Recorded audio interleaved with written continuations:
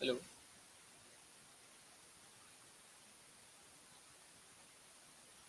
hello. Am I audible?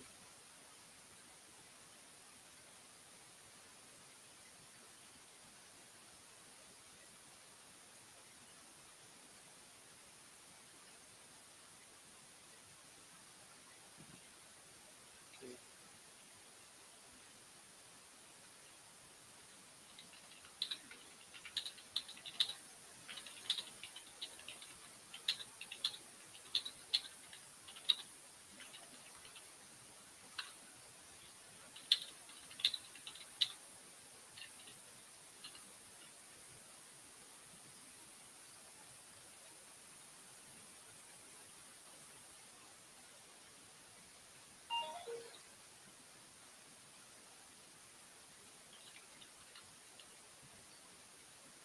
Um, Hi. Uh, I hope I'm audible to everyone.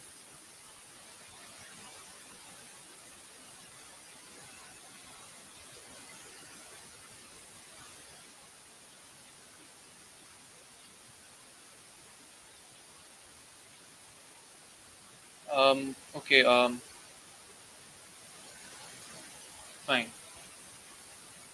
So, hello. My name is Siddharth Acharya. I am a recent graduate from IIT Bombay. Um, I have a dual minor in computer science and data science, and I would be taking this boot camp over AI and data science with you. Um, so hopefully it will. Okay. So hopefully it will go nice. Hope everyone has joined. So I'll quickly begin with my with the presentation. So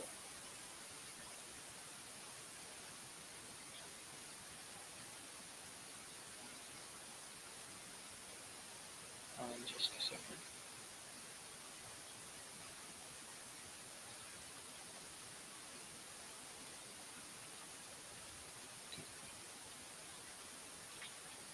Just a second. I'll share my slides.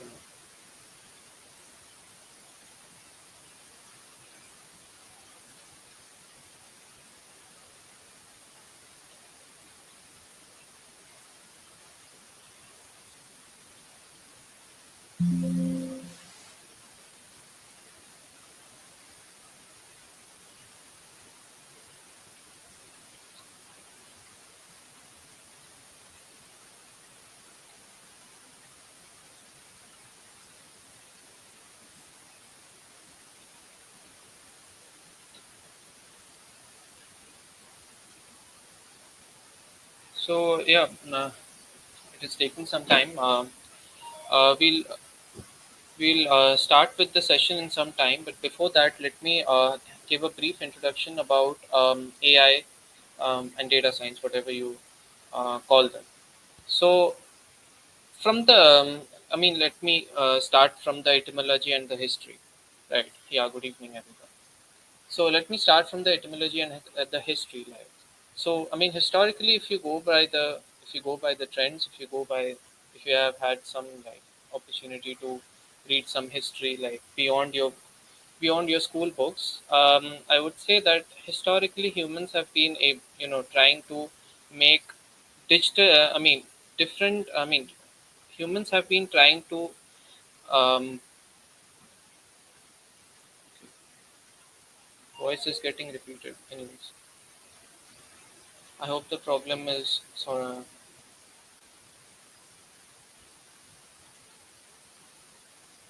okay. So yeah, there would be some background. There is some background noise, I suppose. Hopefully, it will be sorted out by tomorrow. But I hope it's not very. I mean, it's bearable. Uh, so historically, if you see, humans have been trying to you know um, put a part of their skills in certain non-living things, right? Like they started off with making a wheel, and with every generation and generation they have been trying to put different parts of their skills into different non-living things. Like they started by making machines, and they kept on making different and different machines for different physical aspects of different physical skills. Like you have a washing machine to wash your clothes, you have now there is a dishwasher to wash your dishes, right? There are other robots as well which are capable of doing various physical, I mean, which are capable of mimicking various physical skills of human. I mean, in fact, in today's world, I think majority of the physical skills of human can be done by some or the other machines which is there, right? In the late 60s, humans also started to mimic their mental skills into non-living things, right? So it started off by simple calculations. Then they started to have create memory. Then they started to they started to they started with calculations, the ability to calculate, which was achieved with the calculator. They um, they achieved the ability of memory, right, which was achieved through storage devices, right. It started with magnetic tapes, and slowly we moved on to to higher and higher, more complicated human um, intellectual skills. The advent of AI was to mimic the decision-making skill of human, right? So artificial intelligence is basically trying to mimic the decision-making skills of human. So I'll with this I'll actually try start the presentation. Yeah. So artificial intelligence was actually meant to mimic the decision-making skills of human, which included making forecasts and acting over it. So this is the primary goal of artificial intelligence, that it makes forecasts and it acts over it. We started off with very crude ways of artificial intelligence, like in the 60s there was something called automaton, which was used in rockets. So it was a part of rocket science. Slowly and slowly over the years, we have been actually refining those techniques, refining, coming up with new models, coming up with new techniques, and now we have something like chat gpt, which is able to mimic a huge part of human intellect, right? Um, so The, in this boot camp, we'll try to have a brief introduction and some hands-on experience over artificial intelligence, machine learning, and data science. Right. We'll start with some basic Python programming skills. Right. So we will be implementing all those intelligence models techniques with Python. Python is it's a very simple programming language. It's it's multi-paradigm, it's very versatile, and it's like excuse me. Yeah. So it's very versatile. It's okay, I'll just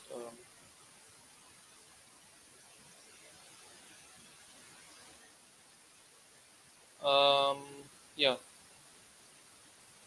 So Python is very versatile. It's used in various other applications. Like in today's world, like Python is used in a lot of applications, which includes software development, game development, and of course, in AI and data science as well.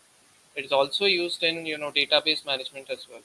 So without wasting much time, let's dig straight into Python, the learning fundamentals of Python. We'll This is, I think, 1.5 hours session.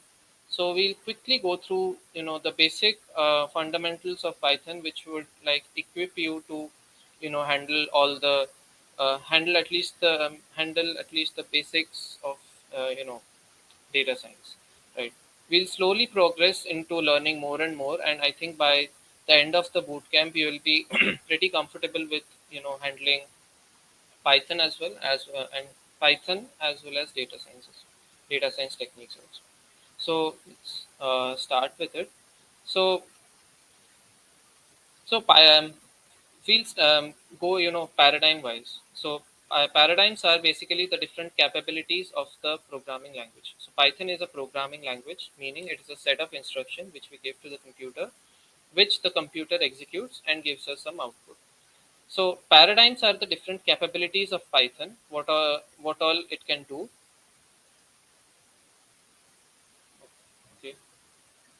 Paradigms are the different capabilities of Python, what all it can do.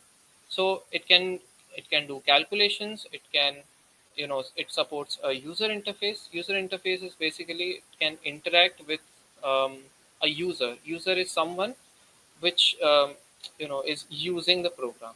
Okay, you write a program, and people actually use your program to get their job done. Okay. It supports basic level logic.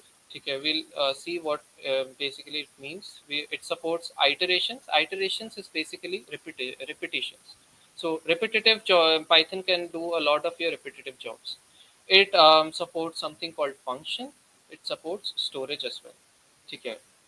So these are some of them are pretty simple, easy to understand, while the others are a little technical terms. We will try to understand them as we go through the session. So we'll start with calculation, the most basic function of a computer. So before anything, a computer is a calculator. Okay. So Python as well can do all the calculations which are intended, from a calculator. Now these are some of the basic, calculations, mathematical, arithmetical calculations, and these are. I hope you are able to see my cursor. I don't think you are able to see my cursor.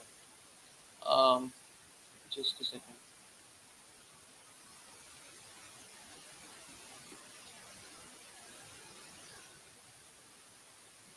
Um, okay, just a second. Let me see how it will.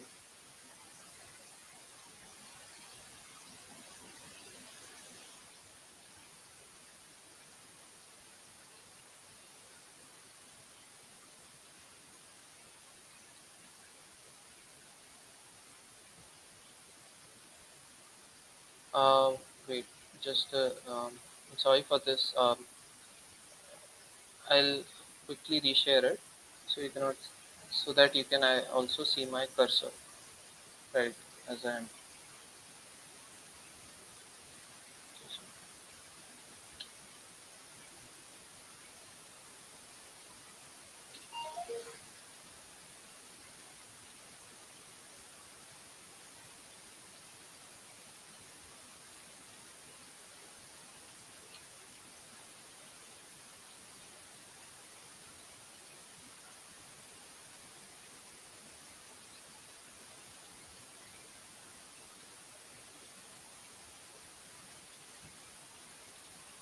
So I think now you're able to. Um,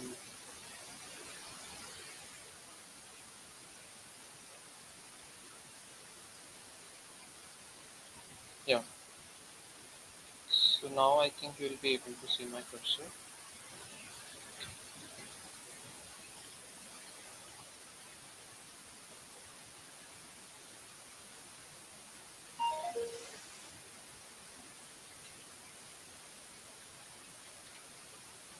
Okay.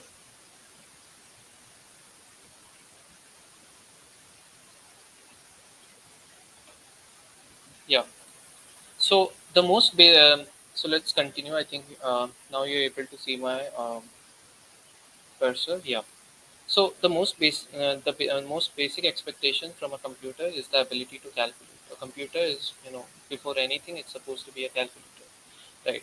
So these are some of the basic, arithmetic calculations, and these are the corresponding Python instructions. Okay. Now, what I would request you guys is that, as you see the different Python instructions, you can also try, writing them um, in any of your text editors. So Python, you can okay, before going into Python, I'll quickly tell how you can actually get Python. So if you're using Linux or if you're using Linux, you would get Python built in. If you're using Windows, I think you have to download Python. Okay. Now let's not get into downloading Python because it will take time. So what my suggestion would be is to open something called Collab Google. Okay. So what my suggestion would be is to open Collab Google. I'll again share this. So you can search for Collab in Google. You need a Google ID for that. Okay.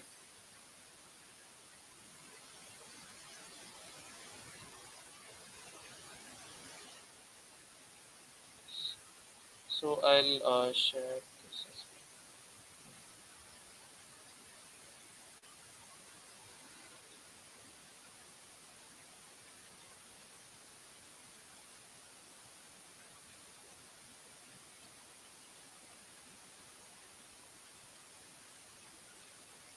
Just a second.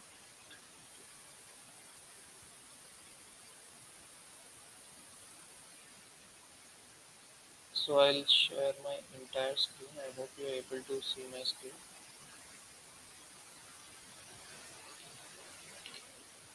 So okay. Sorry for that. Hello. So I hope you're able to see my screen. So it's a very simple tool. Just go to Google, type Colab, and just click the first link you see, and it will straight take you into Collab. Now, I already have a ID in. I mean, I already have a Google ID, but in case you don't have Google, you have ID. You like have to sign into it through your Gmail ID, and just create a new notebook. You click on create a new notebook button, and it should create a new notebook. And so this is actually a very simple and easy way to uh, do Python programming, right? So all you got have to do is just write whatever code I show. You just write in here. Like the first code I showed was print 3.14 times 4 to the power 2. So you can just write it here 3.14 times 4 to the power 2, and just press this button, this play button. You can just press this play button here, and this should run the code. It's taking a bit, little time, but because it's like for the first time, I'm sorry for this. Yeah, just write this, um, run the code, and it will show you the output below it, right? So what I would recommend you guys is to whatever code I show here, you just write it in Collab and see what output it is giving you, right? So let's get back into the into the session, into our slides. So Python is capable of doing all the calculations which you like expect from a calculator and even more. So these are some of the examples of how calculation instructions can be written in Python, right? So this is like 3.14 multiplied by 4 square. So it's kind of implied that multiplication, for multiplication you have to write this star, and for like exponent, I hope everyone is comfortable with exponent. You have to write star star. Division, for division you have to write this slash, and for exponent again it's star star. um, and rest I think is pretty straightforward, like um, you know this almost all operations can be done using Python. This print here and this parentheses are actually meant to display the output, right? So I'll go into the next here.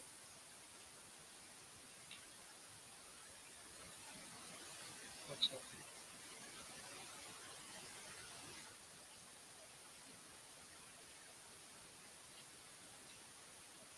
Yeah. So this print is actually meant to show the display.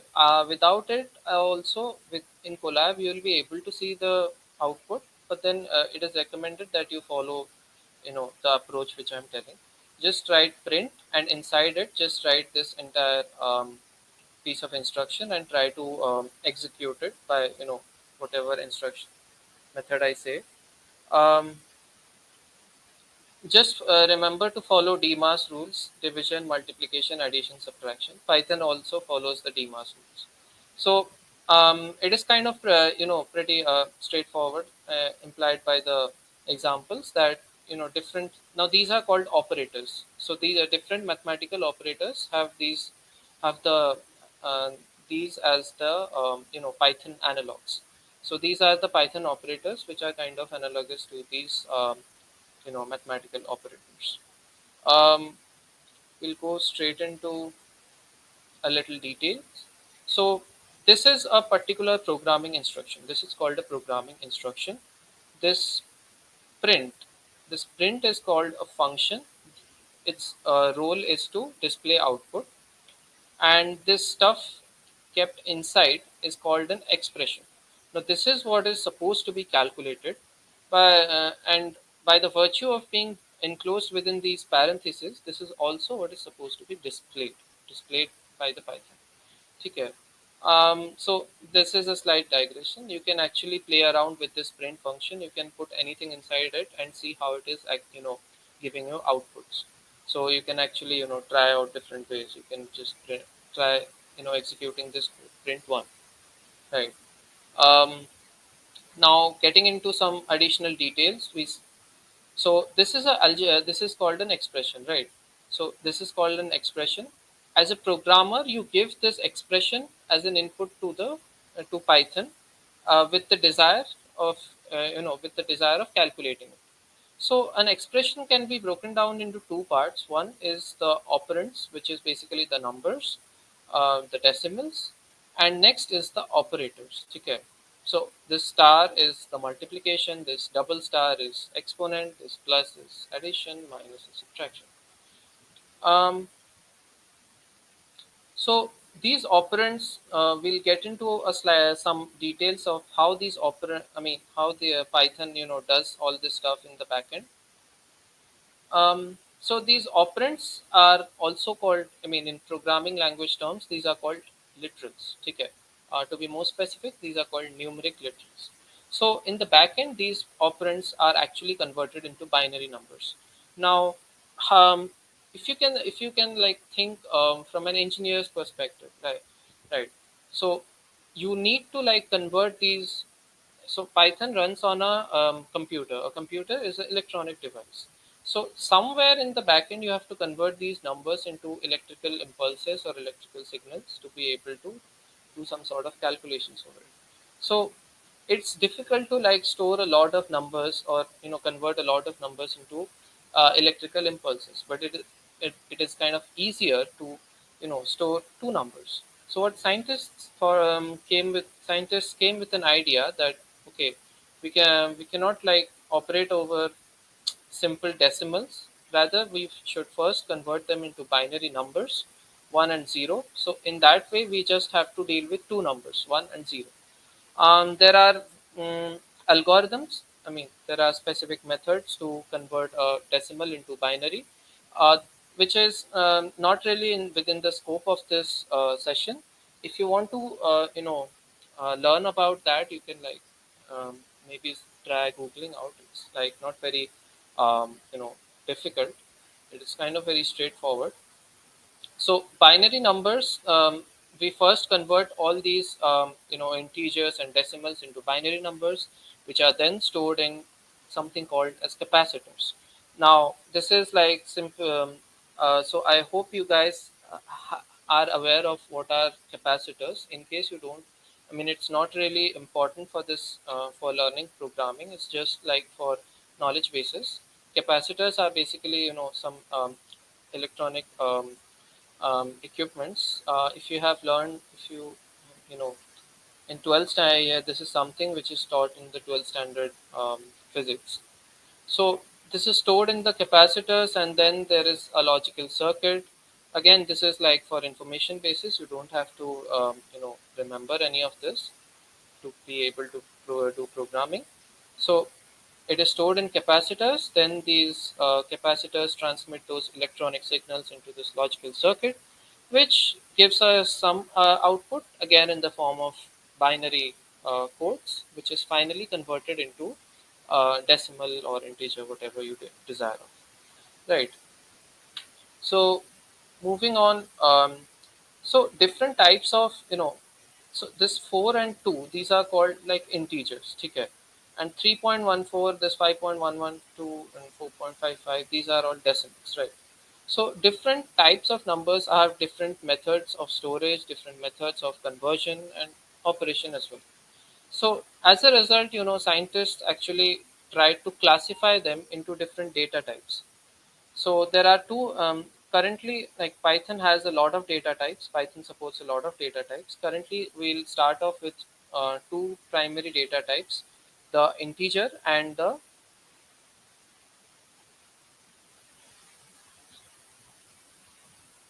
Okay. So so okay, we'll yeah. So engine since like different types of numbers like integers and decimals had different ways of conversion, storage, and operation, scientists divided new numbers into two primary data types. One is the integer. These are like mathematical analogous to their mathematical definition. Integer matlab whatever is maths mein whatever is integer, int represents that. Float is decimal. There is one more data type which is called the complex data type, which is intended to store complex numbers. So yeah, Python can also deal with complex numbers.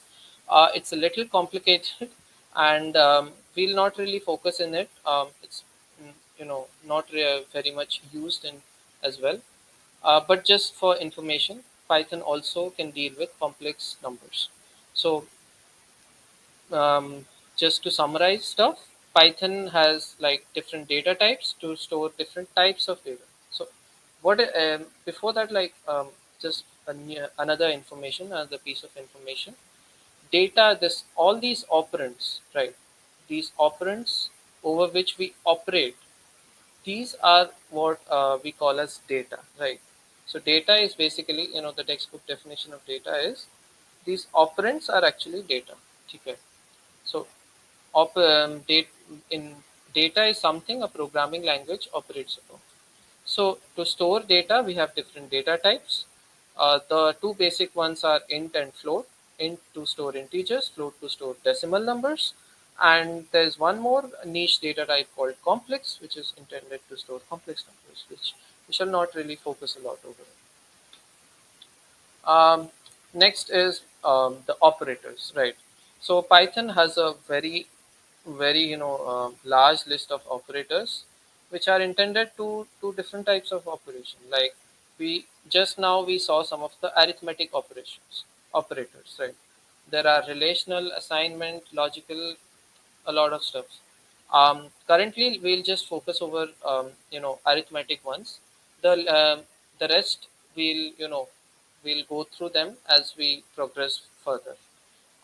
Between, let me just put a quick reminder that you guys are supposed to mark daily attendance to be able to get the to for being able to be eligible for the certificates, right?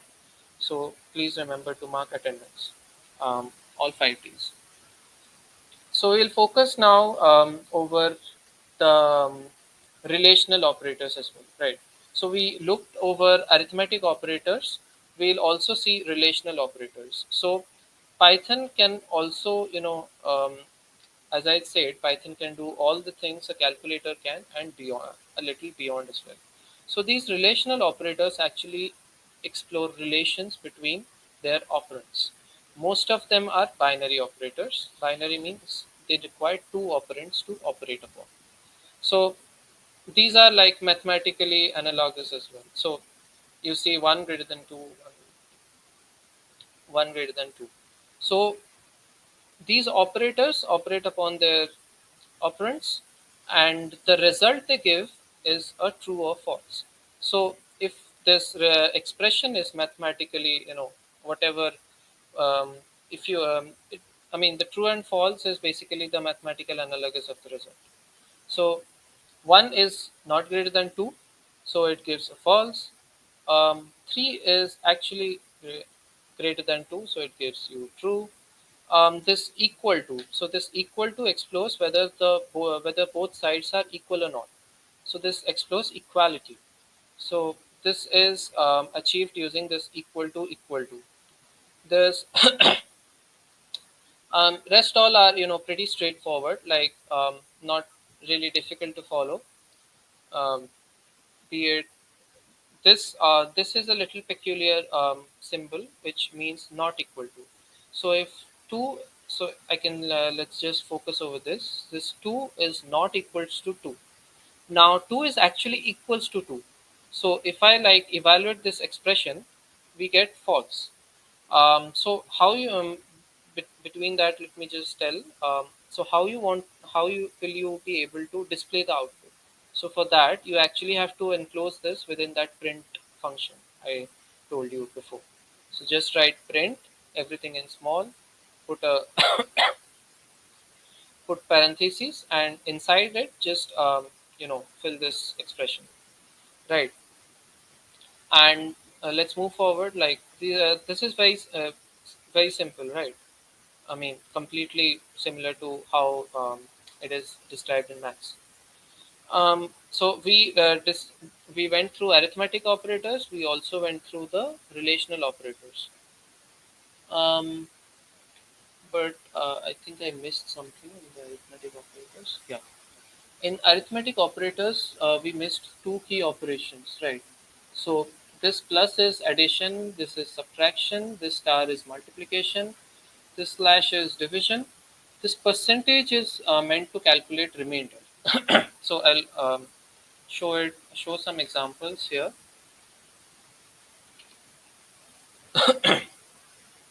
So if I just write 4 percentage 3, right, and run this, it will show 1.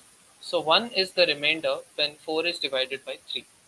Similarly, there is a double slash operator which is meant to calculate quotient. Let's enter something else. So 8 double slash 3, if I run it, it will give me 2. So this is basically, if when 8 is divided by 3, 8 is divided by 3, it gives you the quotient of 2, right? So if you just click on this code, this will create additional boxes where you can write your codes, right? So if you want to like test your code, um, you can use those. I'll share this notebook as well with you so that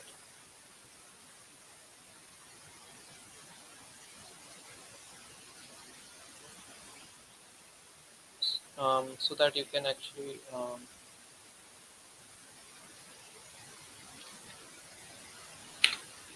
see it.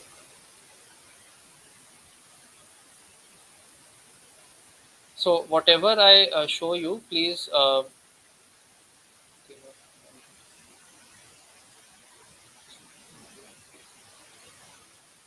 right. Whatever code I show, just please make sure you actually implement them in this collab notebook. This is very easy to write. You can also write multiple lines as well. Like so, I hope this is clear. Right. So sorry for this. So this percentage and this double slash, the meanings are this percentage is remainder, this double slash is quotient. Right, and rest are rest we I think we just went through. Let's move. Yeah, so with this we actually covered most of the different ways Python actually handles calculations.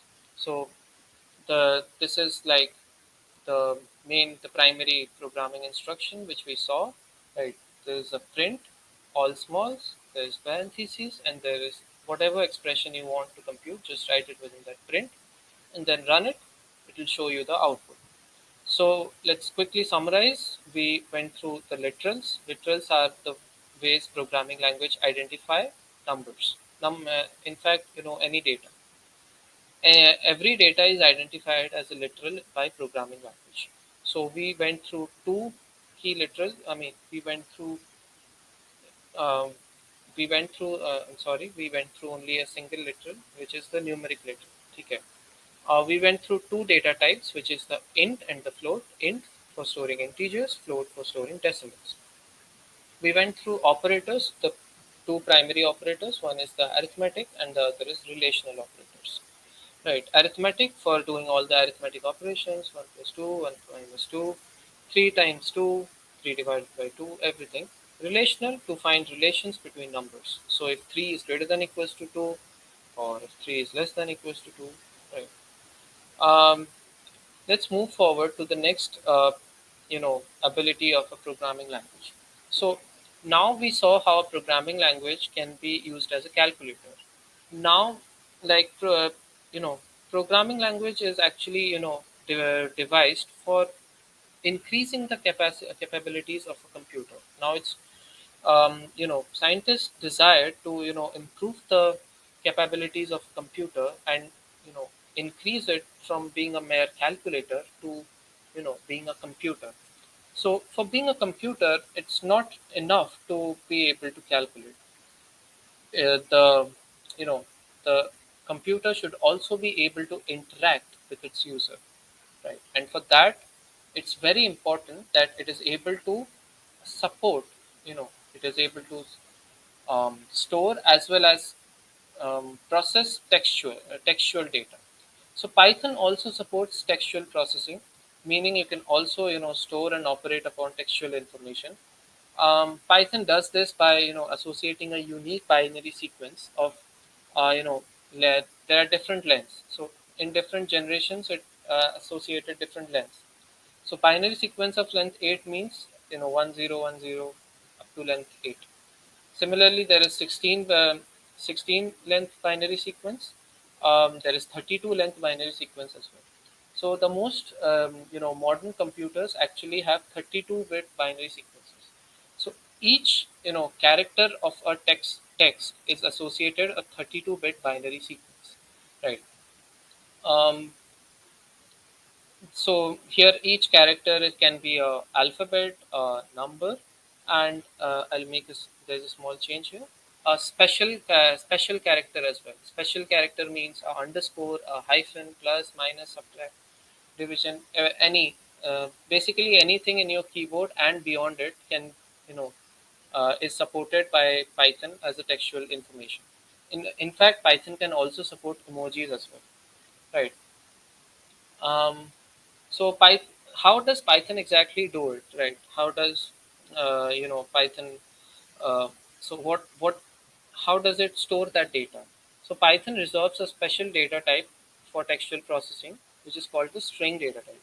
It's also in Python. It is written as str, a short of it. So it is basically anything enclosed within double quotation marks. Uh, so any text which is enclosed between double quotation marks is called a string. So as a programmer, if you want to give some form of textual input to your program, you enclose it within double quotation marks and then give. So like this, hello world, war, as I said, is also supports special characters like plus, and it also supports new numbers. So this is also a valid string. So all these are actually examples of valid strings. So you do not really need to need double quotation marks only. You can also do it using single quotation marks as well. So show them quickly through it. Uh, yeah. So you can also do it using single quotation marks. It's not really necessary that you do it with double quotation marks, but then just make sure that whatever you start with, you end with the same. So if you start with a double quotation mark, you end with the double quotation mark. If you start with a single quotation mark, you end with a single quotation mark. Right. So if I just show you something, um, so this is actually called a string. Okay. So if you want to like give, so previously we gave expressions like arithmetic expressions to program. Now we are giving textual information. So if you want to give textual information, you have to enclose it within double quotation marks or single quotation marks, right? Um, Now moving forward to what operations you can do with a string. So you can, the first is you can display the string, just put it inside the print function and it displays as output. So if just showing you, just write this print hello world and it displays it as output, right? So this print hello world is something, right, you know, would be one of the first codes that anyone would make you write in any conventional programming course. But then, nevertheless, let's we choose to like go, paradigm wise instead of like going through the traditional wise. But nevertheless, the coverage would be very similar. Right? So this the first operation you can perform is to display the string. Just put it inside the print function and it displays it. The next operation is you can actually, add two strings. Now, what I basically mean by add two strings is you actually can concatenate two strings. You can join two strings. So this is achieved by this plus operator in between. You can replicate strings. Just multiply it by the number of times you want to replicate it. So 12 times 3 just gives 12, 12, 12. You can replicate a string. You can also have some sort of relational operation between strings as well. So this is like this checks equality between the two strings. So since password is not equals to pass, this gives you false. You Now this is something special. You can all strings also support something called index, right? So this would be more clear in this slide. So strings support something called a indexing. So when you actually define a string, when you actually write a string, Python stores the string in something in this format, right?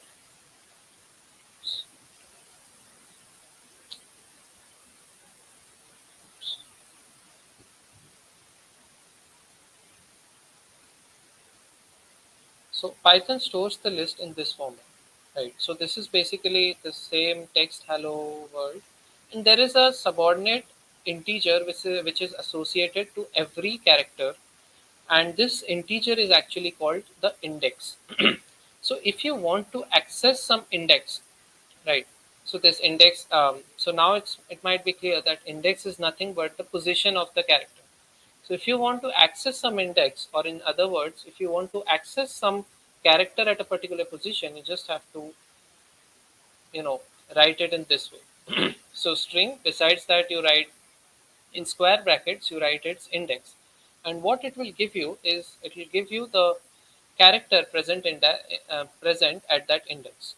So let's go to the previous slide. So this is the string which we defined, and we are trying to access the character at index 1. So index 1 is, so index starts from 0. Index starts from 0 and it goes to like length minus 1. So this length, this is like 11 length, so it goes till 10. So in this string, if I like want to access the in the character at index 1, I just put this square bracket mein, you put 1, and this will give you e. E is basically the character present at index 1. There is something also other than in there is also like another feature given to us, like this is called slicing, right? So slicing is basically what? Slicing is so indexing gives you a character present at a particular index. Slicing gives you a substring, right? So this is called a substring present within this range of indices. So it here this 5 is not included.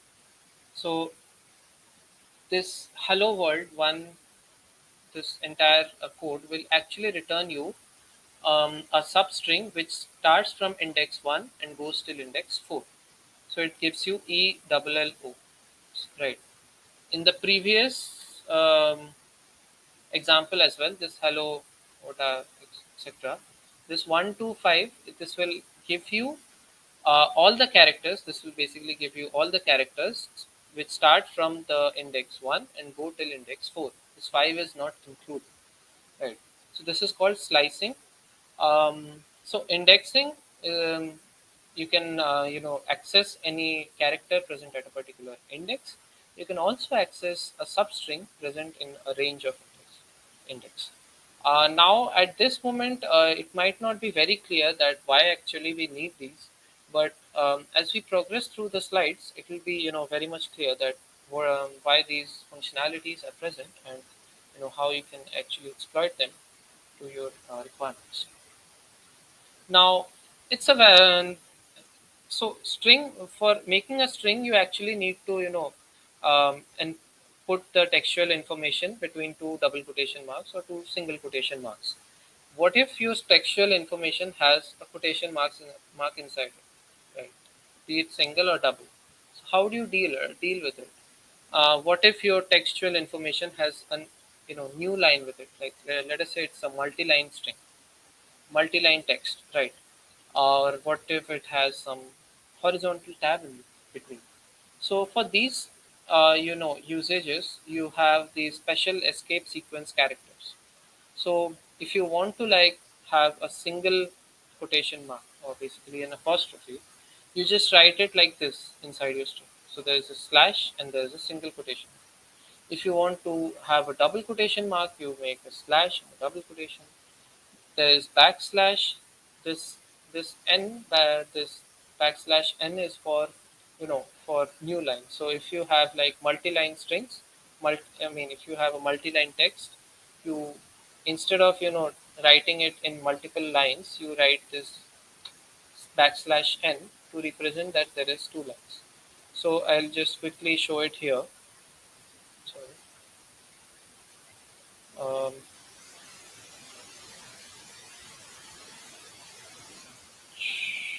uh, so yeah. So if you have like a multi-line text which you have to give as input, instead of writing it as hello world, okay, how you write it is like this, hello world. So if you now print it, it will be printed as hello world in two different lines, right? So this backslash n, yeah. So this backslash n basically means that textual information in two different lines. This backslash t is a horizontal tab, and rest there are. I mean, these are the most important ones. Are the top ones which I just mentioned. Like um, till back till the horizontal tab, it is like important and very relevant for data science. The remaining are like for your own. You know, if you want to explore more, you can actually explore the remaining ones. So there are actually escape sequence characters for making emojis, right? So emojis are encoded as 32-bit. So 32-bit is basically a binary sequence of size 32, of length 32, right?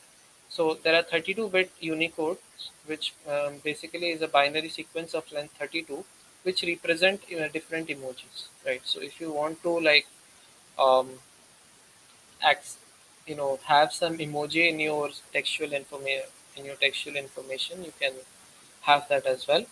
But then this is not really relevant for data science. So as I had said, this is purely on the basis of your interest. If you want, you can explore these additional escape sequence characters. We'll now move forward into something else. So we now looked into how we can how Python handles textual information. It handles it with something called a string data type. Okay.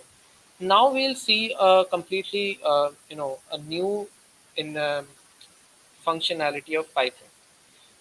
So here you see a very long al- arithmetic expression, right? Very long, and you know, at the first glance, it is kind of tedious to read. Okay, and here you see a very short expression, okay, which has only some, you know, only a few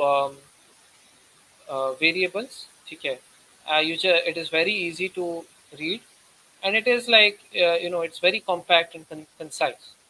So there is a new functionality. There is another functionality in Python called variables. Okay, so you can actually store different, different literals as well as whole expressions into, um, you know variables, just like you do it in algebra. So variables are basically, sort of pointers, and they point to this memory. So when you write this expression, this creates a memory in this creates like a record in your memory, and this variable actually points to that memory. So when you write this 3 times 4.1 and, assign it to this variable is now can now be used in place of this expression, right? So this variable, since it can be used in place of this expression, it is also called identifier. So a variable is called an identifier, and it identifies with whatever you put inside it. Similarly, you can have like a variable storing a single literal, and you can. So this is one more way you can actually define a variable, right? So Python supports variable definition, and this actually makes the program, the expression a lot smaller and easier to read.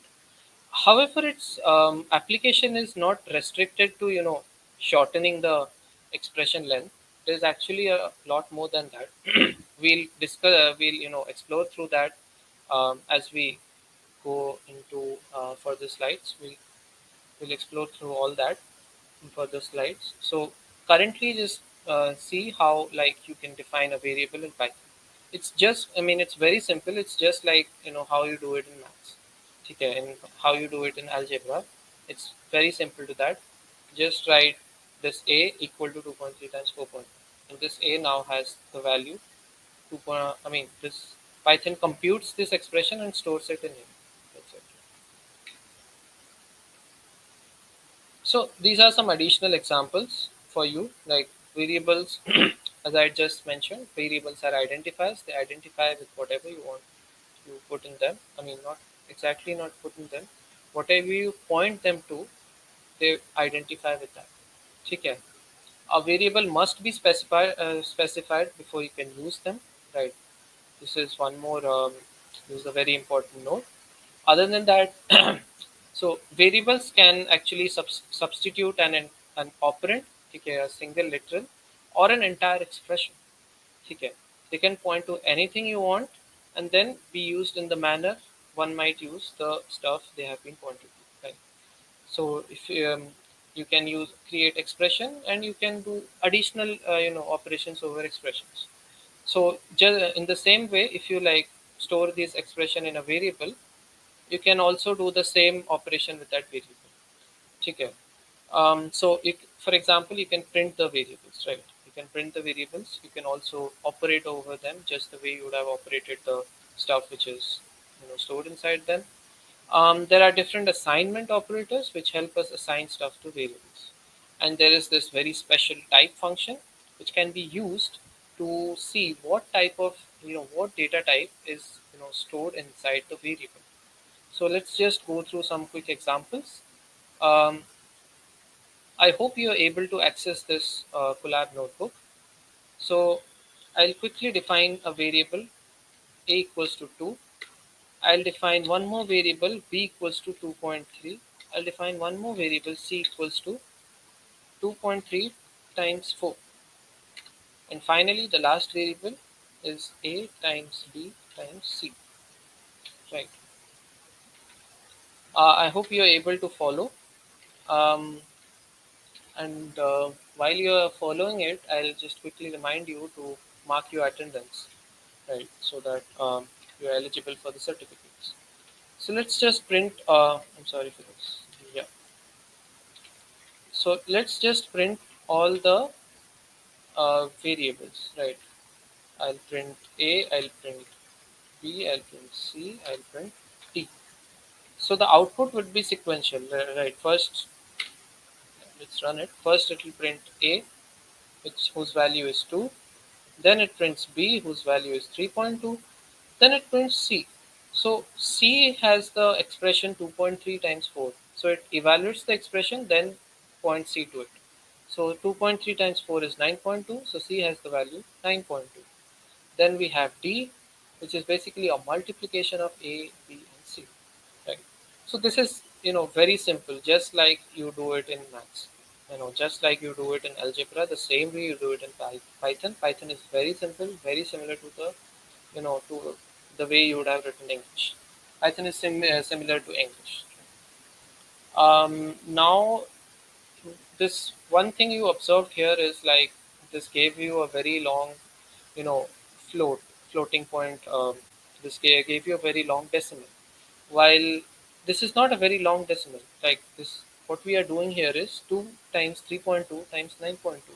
This is not a very long decimal. This is a very short decimal. But then this gave you a very long decimal. So this is actually minute differences with arithmetics. I mean minute differences between arithmetics and computer. Now computer does it in a very complicated manner inside the backend. Okay. We also had a glimpse of it how it does it. Okay. There's a lot of conversions involved. There's a lot of storage involved, and because of that, there are these minor changes which observed in you know calculations. So let's coming back to our stuff, right? So these are some of the examples. Some examples we just saw in a collab notebook. Um, these are some additional examples, right? So this here we stored an expression, then lit, then a literal, and then again a new expression. Here again we did something similar. Here please note here. Here we stored a textual information inside a variable. So this was that with that going uh, with that point, I'll say you can actually store anything inside a variable. Okay, you can store a string, you can store float, I mean which is a decimal. You can also store an integer, and you can operate over them just the way you operated over the respective data type. So let me just show you that as well. Okay. Um, so I'll make a variable which stores my name Siddharth, and I'll do a small operation over it, which is replication. I'll try to replicate it. So you see how it has replicated my name, right? It has written it twice. You can also do the concatenation operation, right? Run it, and so you see both it has been able to do both the operation. It has been able to do replication. It has also been able to do concatenation. Right? Concatenation is just joining two strings, right? Um, so so this is how you can actually operate with variables, storing textual information. Um, Next is let's also see how this type function works. So I'll just do print type a. So just put this a inside this type function and put this type thing inside the print function, and as you run it, it shows class str, which means string, right? Um, let's move forward to the next slide. These are some additional examples and the corresponding outputs for your ready reference. One thing which you will observe here is that for in this example specifically, I first stored okay, not in this example. I'm sorry.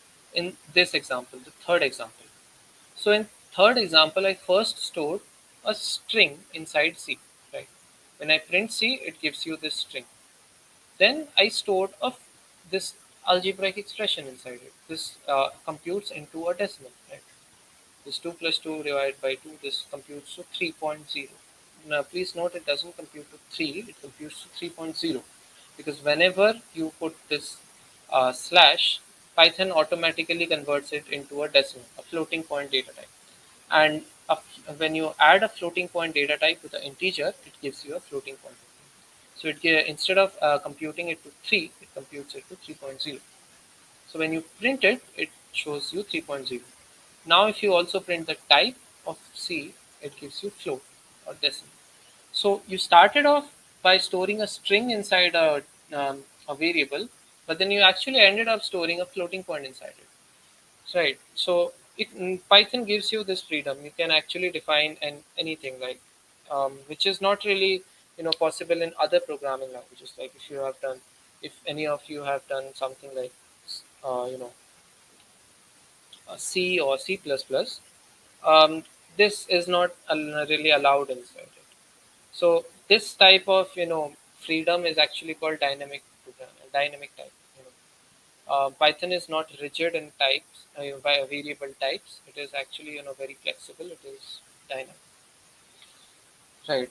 So moving forward, we we quickly go through some of the rules which are required, before we can specify the variable names. So variable can only be named using alphanumeric characters like a, capital. It can have a small a, it can have capital A, it can have all the numbers. Okay, but it can only contain one special character, and that is the underscore, which is this. It cannot start with a number. It has to start with either an underscore or a alphabet. Okay. So it can start with an underscore or an alphabet. It should not contain any Python reserved keyword. Like there are various, these are actually called keywords. We'll As we proceed through through this session, we'll see what these means.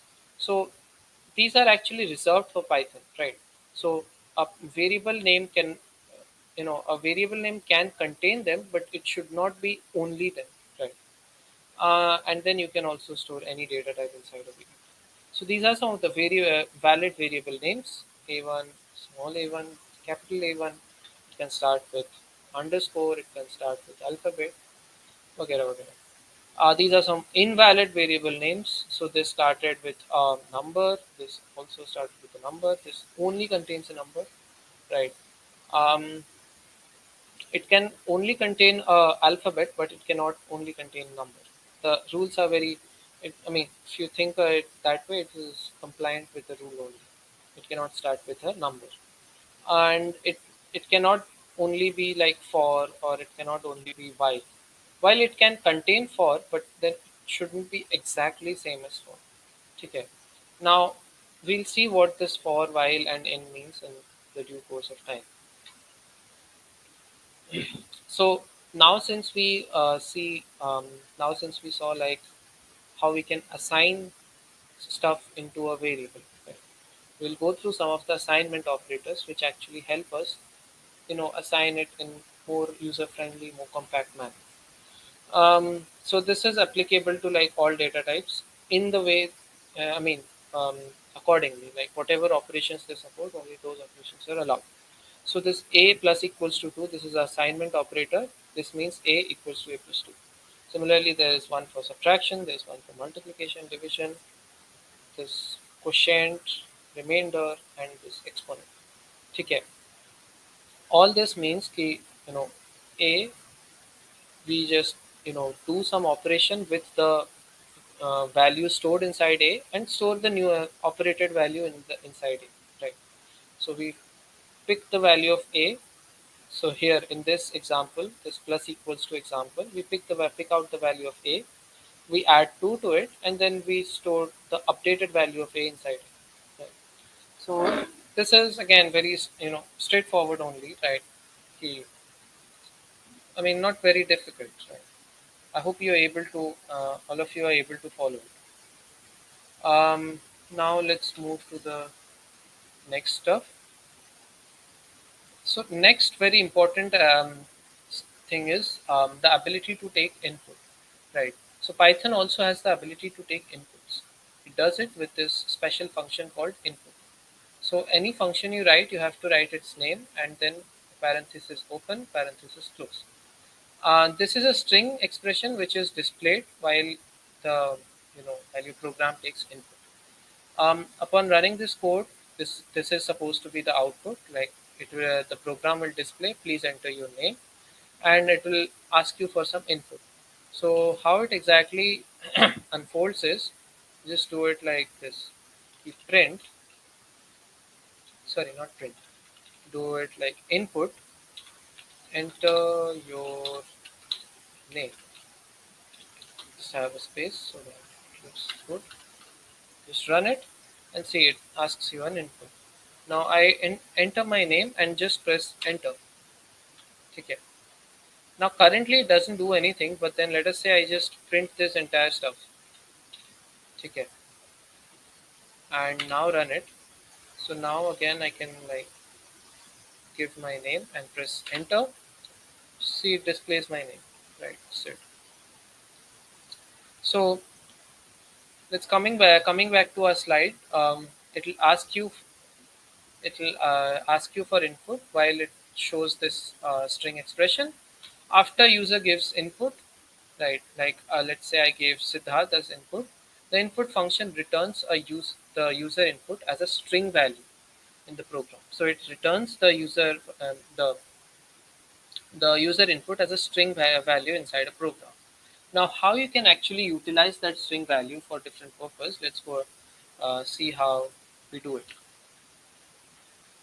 So these are some examples. Okay. I would urge you, like, please to run these examples so that you are like clear with how stuff work. It might look very simple from here, but then once you actually start to code, that's where your hands start shaking a bit. So let's move forward. So print, you can display that string. So this is how it takes the input. Please enter your name. This is my input. The output is set. You can also store that string in a variable. Right? You can print that variable here. So output will be set. You can replicate that string. Right. You can concatenate that string. Right. And you can also do additional stuff like you can see whether you can also apply some relational operators, right? So here it takes input, it stores it, excuse me. So here it takes input, it stores it in A. Here it takes one more input, so it takes the name as input, and here it takes the password as input, and it stores it in one more variable. It prints it prints a concatenation here, and here it prints a relational operation. So what it does is, so it basically shows ki can you proceed further. So can you proceed further? Here it shows if the pass, okay, the pass which has been um, given in as input by the user, if this pass is equals to 3214, then only it will show that you can proceed true. Can you proceed further? True. If not, this will show false, right? So this is like a crude way how all those password checkers work. So it takes as input and it basically compares it with the predefined string. So here we are comparing the user input to the predefined string. So if it matches, then it will show true. If it doesn't match, it shows false. Now, how we can actually exploit these stuff, we'll learn in the next part. Right. Um, so there are some additional functions. There are some additional functions whose primary, I mean, who which do like different, which have different functionality, and they are pretty useful. Like this int. This int converts any data type into an integer data type and returns it, given that it is like a valid integer. So if I pass a floating point inside it, inside the int, it gives me the corresponding integer. If I it does not rounds it up, it just truncates the decimal. Now here I pass a string data type, right, a textual data type, and it converts it into an integer. Um, Here I pass a textual data but containing a decimal number, so it flags an error. So the textual data should contain an integer data inside it, right? It shouldn't contain like a decimal data. Then it will flag an error. This str function converts any data into a string data, right?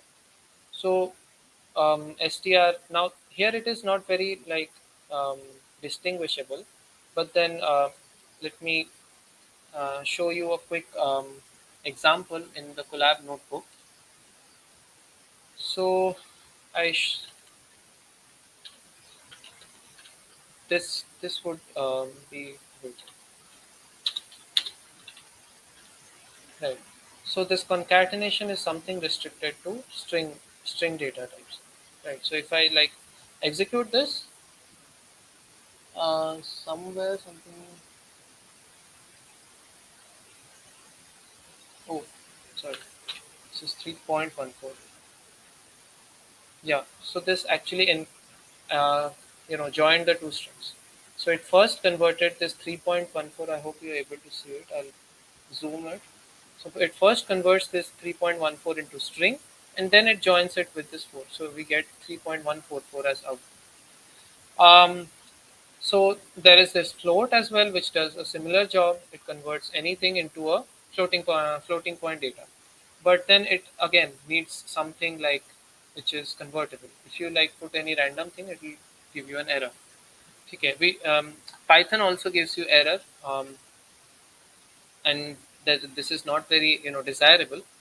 Um, I mean it like here we write only 4 lines of code. In industry, you'll write something like 1,000 lines of code, and there, if you have an error, it is like difficult to spot where exactly that error is happening. Right? There is this special function called eval. If you pass anything inside it, it will like evaluate what is the data type inside it, data type of it, and it returns it accordingly. Right? If I pass a 3 inside it, it evaluates that it is a integer type data, and it gives you an integer. Again, if I like pass a 314, which is actually a textual data, but then there is a string. I mean, there is an integer inside it. It gives you this integer. You know, it gives you this integer. If I pass a floating point, it gives you a float. I can also pass an entire expression, right? It will evaluate that as well. But then if I pass a simple text inside it, it actually converts it into the corresponding variable, right? So if I pass this she in string, it converts it into a variable named she, right? She. So if that variable is not defined, it will flag an error. Now this is a very special data type. This won't be very useful to you as in data science or in fact in AI as well. So I will like you can explore it only if you like want to explore it. But then these are very important. Int, str, and float. Next we proceed. We next we now like write a full-fledged program, right? So this program actually computes the roots of a quadratic equation. I hope you like remember what is a quadratic equation and how you calculate its root. So there is a very simple formula that is minus b plus minus square root of b square minus 4ac divided by 2a. So here we now like having been equipped the with the knowledge of how input is taken in Python and how it can be converted into a decimal, we now take decimal inputs. So here, what we do is we in this program. Let me briefly explain it. We take decimal inputs and store it in variables. Right. So we first take the value for a, we take the value for b, we take the value for c, and then we compute both the roots. Okay. The plus one, the minus one, and then we just print it. The output is this, right? The output is like it's kind of straightforward only, right? You can try this program. whenever whenever you get time, you can try this program. This is very simple, right? We can move forward. Um, what if I entered a as 0? Like, what if I entered a as 0? This is minus b plus minus. This is b square minus 4ac to the power 0.5. 0.5 is square root divided by 2a. So if I enter a as 0, this will give you a division by 0 error, right? I mean, this would be a division by 0, and that is like seen as an error in Python. Apart from this, like let us say my ABC combination gives you me a negative discriminant. So in a quadratic equation, the discriminant is this b square minus 4ac. If this is negative, this would be a square root of negative. So that would mean I get some complex roots, right? While Python can handle complex roots, it is not really desirable. Complex roots are not really desirable for the user as well, right? So in this case, what do we do? So for this, now we like to, I mean, the answer for this we'll get in our next section, which is the logic section. Right? So we completed calculation, how we can do calculation. We completed how we can handle user interface. Now we'll proceed with how we can, code logic in Python. So, so there are some condition in the previous program. There were some conditions which needed to be satisfied before we can proceed with the calculation of roots. So first is that a should not be 0. Next is b square minus 4ac has to be greater than equals to 0, and abc cannot all be 0. Like all of abc cannot be 0. If a is 0, then it is not a quadratic equation. But then if all ABC are 0, then it is not an equation only. In if you have like um, gone through, if you remember from your mathematical knowledge, if all of ABC are 0 in a quadratic equation, it is no more a equation, right? Um, so to encode logic, okay, to encode logic, so what I mean by logic is I should be able to check conditions, and on the basis of what conditions I have checked, I should be able to give some decisions. So logic is in Python. Python, gives us this functionality of logic through something called as conditional statements. Right. This is some simple syntax of how you can write a conditional statement. This is if, and inside it you actually put some condition. Condition is basically an expression which is constructed using relational operators. If you remember what are relational operators, the greater than equal to, and greater than less than stuff. Right. A condition is actually an expression which is constructed through uh, you know tr- um, which is constructed through relational operators. So this if it checks some condition. If it is true, it proceeds with an indented code block. So there is a piece of code which is indented inside the if. So if the if condition evaluates to true, this code block executes. If not, this goes to this elif, which is actually optional, but then it's a good practice to keep it. So in the elif, it again executes some another condition, and if it is true, it executes the code block. Else, it moves again to the next elif. Right. Again, this process continues, and this ends with else. Right. So else is if none of the conditions in the top hold true, then this else ka code block runs. Now it will be more clear in the next slide when we see an example. So this is our program um, for calculating the quadratic equation.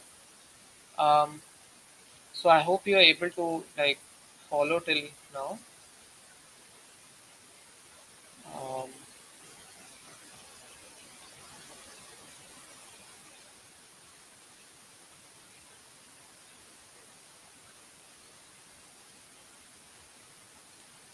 so okay. Um, so I mean, if you have any doubts, like please mention it. Moderators as well, please tell any doubts.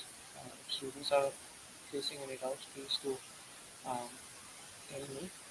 So this is the same program, the quadratic equation calculation program, right? um, so I just added these conditional statements. So if a again equal to 0, this checks whether a is equal to 0 or not. So if a is equal to 0, it will just print not a quadratic, can't calculate roots. If a is not equal to 0, then it moves to the next, right?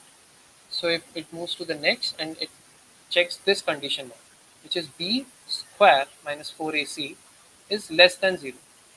If this condition holds true, it will print negative discriminant and it will print complex roots. If this is also false, like b square minus 4ac is greater than or equal to 0, then it moves to this else thing. So it now would execute the else code block, which is basically calculation of roots and displaying. But now you might have this doubt: what if all of ABC are 0, 0? How will we check that condition, right? So till now, I hope you have been able to follow this code to get this code conditional statement. How we are checking these different conditions and how finally we will be able to. So how finally, right, we are able to check the different conditions. Um, so what if all of this ABC are 0? How will we check that condition? So next we see how we check that condition. Here how here is how we check that. Okay. If a equals to 0 and b equals to 0 and c equals to 0. So these and are called logical operators. So to check different logical conditions, these logical operators are used. So these actually there is a brief description of these logical operators here. So this is like C1, C2 are basically two conditions, like this a equal to 0 and b equal to 0. These are called conditions. C1, C2 are two conditions. So this AND operator evaluates to true only if both C1 and C2 are true. OR operator evaluates to true only if either of C1 or C2 is true. Like if both are false, then it is false. If even one of them is true, then it is true. There is this NOT operator which evaluates to true only if C1 is false. So this is like converse, right? So we check this. What if all ABC are 0? We check this all ABC as 0 by using in this way. Okay. So we use this AND operator. This is a logical operator, and we basically print it. Okay, not an equation. But then like one might uh, there's a more optimized method of this. There's a more better method of this, and this we will see here. So this is the same code, right? This code checks even and odd. Okay. This code checks even and odd. Okay. Now this code checks even and odd. So what I do here is first I take an input, I pass it through eval. So if the type of that input is equal to int, then only I proceed further. Else I just print please enter an integer. So if the type is int, then I proceed to the next to the code block, where I first check the condition whether the remainder of a divided by 2 is equal to 0. If it is 0, then I print even, else I print 1. So here we see something called as nested ifs. Okay, nested conditional statement. So I nested this if else stuff inside this larger, this parent if else. Right. So we can actually nest conditional statements as well. So this is all like how you think, how you like want to organize your code. Okay. Um, Again, like this is one of our previous programs which we saw. Like if a is first we take an input of a password, then we compare it with a predefined number, and if it is true we print success, if else we print wrong. Okay. So these are two. This is one more example. So these are two examples. This example shows how we can nest if else inside one more if else, and this example is basically a follow up over one of our previous program. Right. Moving forward, we now saw what is logic. The next thing we see is what is iteration, right? So in our previous program, in our previous program where we were checking passwords, let us say that I gave a wrong password by mistake. So will I be able to now? Okay, I'll just quickly move to this program. So here is the program. It just takes an input, and if it is correct, it prints success. If it is not, it prints wrong. Okay, but then you get only one chance. Okay, so now let us say that I get now let us say that I mistakenly input gave some wrong input. Okay, I want one more chance to open my computer, right? So similarly, there are other people like with different doubts. So like these are different people with different doubts. So first guy has a very curious question regarding the previous program we saw. Next two people actually like have different concerns, right? See, so this fellow, all he does is look into the clock, and whenever there is some hour ticks in, he just announces it. Like if it is 1 o'clock, he'll announce. If it is 2 o'clock, he'll announce. If it is 2:30, he won't announce. There's one more fellow, like he has been asked to find the sum of all the prime numbers till 100. So till 100, he has to first identify all the prime numbers and then sum them up to give the answer. Now, while this fellow has a very curious question, has an interesting question, these two fellows are highlighting two purely drudgerous tasks. Okay. And like it's a very human temperament that they want to like push all their repetitive and drudgerous tasks to something like some non-living thing. So here we also they do the same thing. They push their repetitive tasks to the computer and they let the computer do all that for them. And how they do it using something called iteration. Okay. This iteration is how a computer does a repetitive task. Okay. So how it a computer does iteration is basically it has something called loops. Okay. How Python does iteration is it has a functionality called loops. There are two types of loops. One is called a while loop and another is called a for loop. While loop is so until it checks a condition, it needs a condition, and it checks it, and until it is true, it keeps executing this indented code. If it is not, it stops. Okay. Similarly, we have a for loop, and it has a variable. It needs a variable as well. So while loop needed a condition, while for loop needs a variable. So for a variable taking certain values, it will keep executing this indented code. So we'll see the examples. So also run this example, right? So in our collab notebook,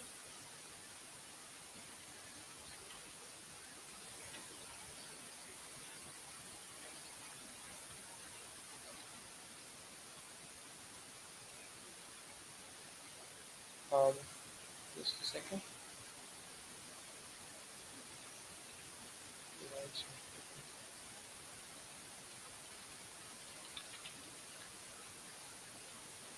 Yep. So let's run this code and see how what it is actually doing, right? So you can also access it. I have given the link. Um, so let's run this code and see what it is doing. It gave me an output of 55, right? So um, yeah. So it gave me an output of 55. I ran this code, it gave me an output of 55. Now let's see what it is actually doing. So first I defined a variable named sum, then I defined a variable named n. And while n is greater than 0, so this n is greater than 0 is our condition, right? So I'll present it. So this n is greater than 0 is our condition, okay? And while this condition remains true, this code blocks keeps executing. This code block keeps executing. And in this code block, we smartly actually reduce the value of n. Okay. So n started with 10. and what we do is we add n to sum, and then we reduce the value of n by 1, and again the the loop continues. Again the loop checks the condition, and if it is true, it again runs the code block, and it keeps going on. Okay. So we started with n equals to 10. We add 10 to sum. So sum now stores 10. And then we subtracted 1 from n. So now n stores 9. Again, we'll see check this condition. And 9 is again greater than 0. So we'll run this code block again. And we keep running this code block until n reaches 0. And that is where we stop this loop and we print the sum. Okay. Now it might be very I'm not sure whether it's clear or not, but then if you see it, it is basically the code for calculating the sum up to a number, right? So it basically calculates the sum of all the natural numbers till 10. This code also does a similar job, okay, but this code does it differently. So here what we do is for I in range n comma 0. So n comma 0 is basically I taking all the values starting from n minus 1, n minus 2 till 1. And we very smartly increment the value of sum inside the code. Okay. So for I taking all these values, we keep executing this code. So first I takes n, we add n to the sum. Then I takes n minus 1, we add that as well to the sum. We keep doing that until I reaches 1. So I does not reach 0, I reaches 1. So this 0 is not inclusive. Okay. In both programs, we are trying to find the sum of all numbers till n. We do it a little differently in either of the two. Okay.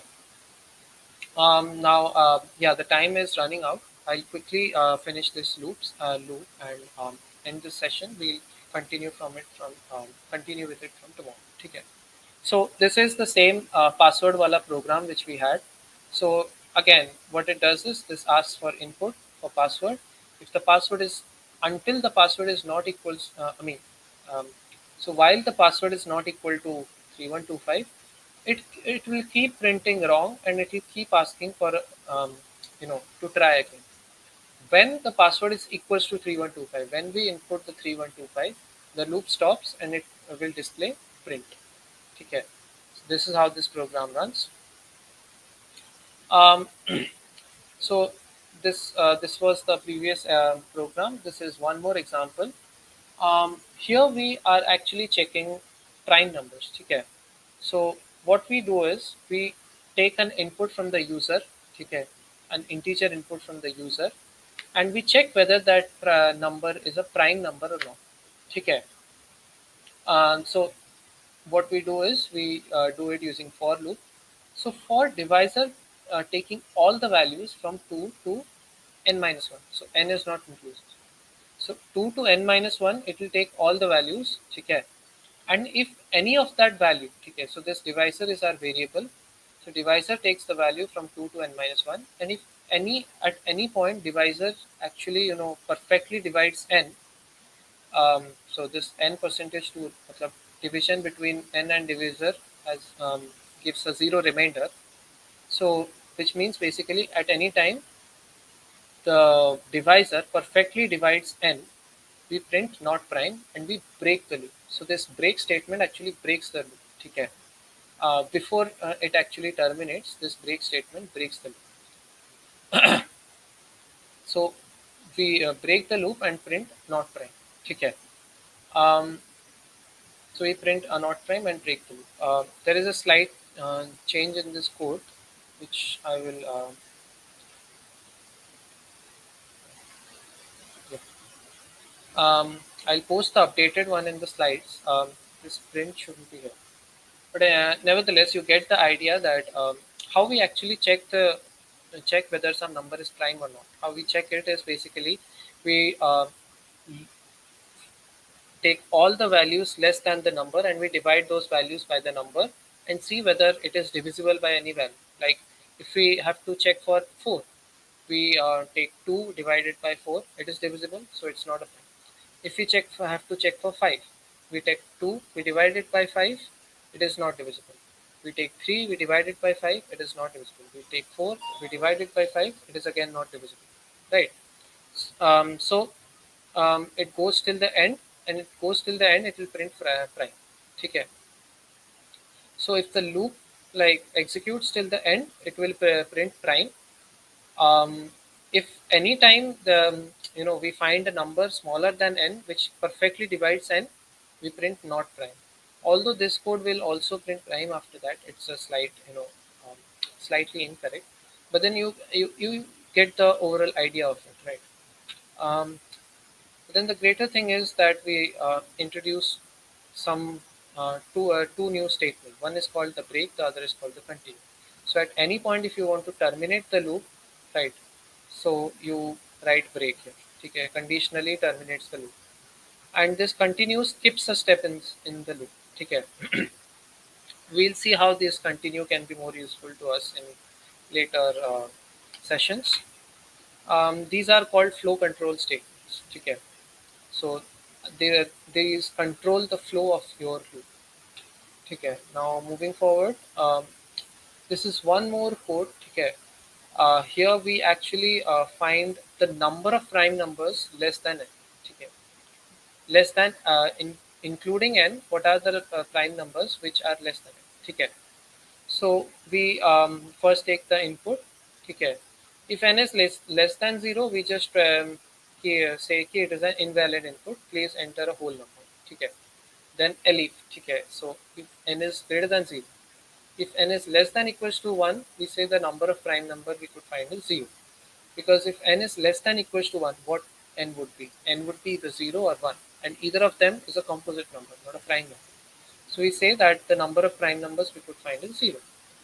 Now finally, if both these conditions are false, so n is actually greater than 1, we start with a new program. We start with a program. Okay. So we define a variable count, and actually, so this program you recognize, right? So this program is checking whether a number is prime or not. So we are iterating all the numbers from 2 to n plus 1. So n plus 1 means we are iterating all the numbers from 2 to n, and we are checking whether those numbers are prime or not. So if they are prime, we add this to count. If not, we just break the loop. So if this break, so this else is when the loop terminates in the right way without a break. This else executes. If the loop terminates with a break, this else does not execute. Right. So if the loop terminates in the right way, this else executes. If it does not terminate in the right way, it terminates with a break. Then this else does means sorry. If the loop like completes, then only this else code will execute. If the loop is terminated with a break statement, the else code would not be executed. So this loop is basically checking whether a number is prime or not, and this loop is basically iterating across all numbers less than equal to n. Okay. So we pick all the numbers less than equal to n, and we check whether they are prime or not. And if they are prime, we add an 1 to our count, and finally we print the count. Okay. So um, so this is how you can actually nest. This is called nested loops, nesting a loop inside a loop. Again, this is very simple, like how you would have done in a if you like think of it, this automatically you can think of it, right? I mean, what I would recommend you is do some experimentations with the language, nest stuff, or you know do do more as many experimentations you do with the language, the better you will be able to learn the language, right? The final stuff the in loops is called the infinite loop. So if the condition inside the loop is always true, it is called an infinite loop. So this loop never terminates. Now theoretically this never terminates, but practically this would terminate before until your system breaks. So if the condition is always true, this loops keep running. This loop keeps running. So if you think a bit, this is exactly how your softwares are made. all your softwares are basically a infinite loop running in the background. Okay, we call them event loops. So the softwares are actually infinite loops, and how they are terminated. They are terminated when you click that cross button. So that cross button actually serves as some break statement inside. So with that idea, I would like to conclude the iteration. So we saw how for loops work, we saw how while loops work, we saw the statements to control flow, and we also saw infinite loops. There are two remaining functionality which we'll see in the next session. Okay. So for now, we'll conclude this session. If you have any doubts, I will take.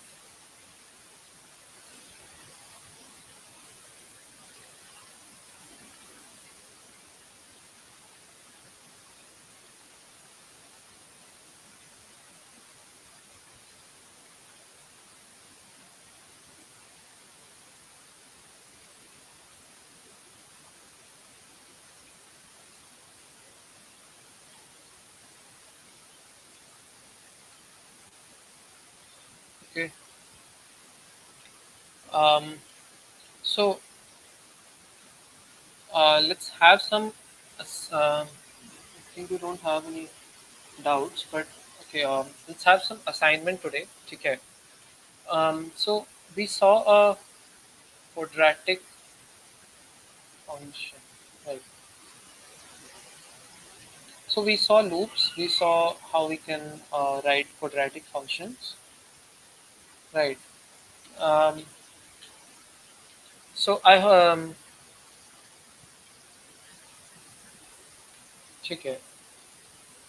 We can have a very interesting assignment here. Okay. We can have a very interesting assignment here, and that is कि how will you implement a sine function? I mean, how will you find the sine of a number? Okay. So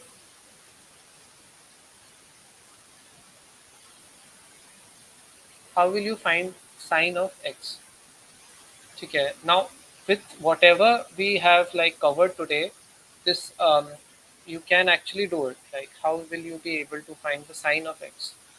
Okay. Now, this is a you know, you have to do a. You can actually like Google stuff a bit, and I'm sure you'll get a smaller code. But here's the challenge. Okay. You have to implement it only using for while loops, logical statements, conditional statements, variables, and that's it. It's very much possible how how you can do it. You have to only do it with variables, operators, conditional statements, and loops, for and while loops. Okay. So how you will implement sin x? Okay. So the what your objective is, take user input. Okay. Take user input and then just give the output. Bas, that's it. So just take user input and give the user an output. Right. What's the input you'll take? The input is this x. This x would be your input. So so as a user, I'll give this x as the input, and the output should be sin x. Now, how will you actually implement it? Okay. You have to implement it only using for loops. I'm sorry. You have to implement it only using for and while loops. Your choice, whichever loop you want, you can do it, and conditional statements, and that's it. I mean, that's what is required. That's all which is required. So this would be your assignment, right? Ki implement science. A hint: how will you implement it? Use Taylor series. Now, for those who have not actually gone through Taylor series, okay, it's not very difficult, right? It's very simple. Okay, it's an infinite series, but then you don't have to go infinite. You can take the first 10 terms of it. ठीक है, you can take the first 10 terms of it. Just Google what is Taylor series. You'll get a lot of information over it. Um, ठीक है, you just have to implement it. How will you implement? You will use for loops. It's basically a large sum. ठीक है, an infinite sum. So this would be assignment, um, to write the code which takes input and gives the sign of it as output. Hint is you use Taylor series. You can use up to 10. If you want more precise, you can use up to anything you want. Like you can use up to 100, 1000, how many terms you want. It's your choice. Right. So with that, I'll like conclude this session. I hope it was good.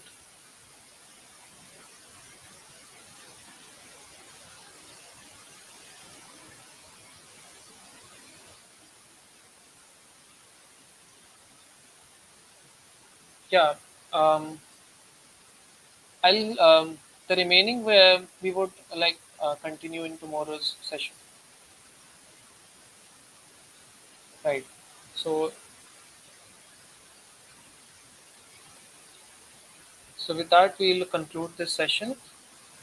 Thank you for being with us.